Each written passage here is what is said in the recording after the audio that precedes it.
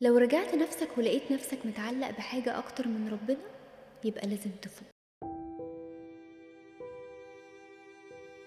ليه كل ما بنفرح بنحس بخوف، وكل ما بنضحك من قلبنا بنحس إن الضحكة مش هتكمل؟ ليه كل ما نعيش لحظة حلوة بنسمع فيها عقلنا صوت بيقول إنها هتخلص؟ ليه كل حاجة حلوة بتخلص؟ ليه الحاجات اللي بنديها من قلوبنا مش بتكمل؟ وليه العلاقات بتتغير والأماكن اللي كانت مليانة روح بتفضى علينا؟ ليه اللحظات اللي حسينا فيها إننا في أمان بتمشي فجأة؟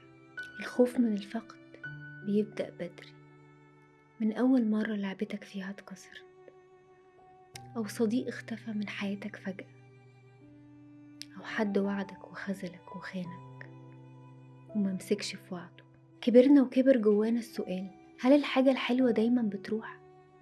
واحنا دايما مش لاقيين ليها تفسير غير إننا بنصدق إنها ما تستحقش التعلم. علم النفس بيسمي ده الحزن المتوقع، يعني حزنك بيبدأ قبل ما الحاجة تخلص، خوفك من النهاية بيفسد اللحظة والنتيجة إننا بقينا بنفر من الفرح أو نعيشه بنص قلب. بس الحقيقة الدنيا مش مصممة على الثبات ولا على البقاء، هي مصممة على التبدل. كل حاجة فيها قبل للفناء، حتى احنا. واللي بيتعلق بالحاجة مش بيفقدها، لا، لكن بيفقد نفسه لو راحت منه.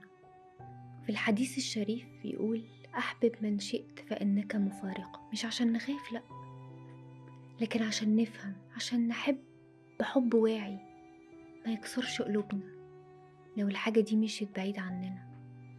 والقرآن بيقول لنا عن الدنيا: وما الحياة الدنيا إلا متاع الغرور. يعني الحلو فيها مش حرام، لكن ما تفتكروش أبدي، لأن كل حاجة بتخلص عشان تسيب مكانها حاجة أعمق، أقرب، أبقى. الله هو الباقي وكل ما سواه فاني.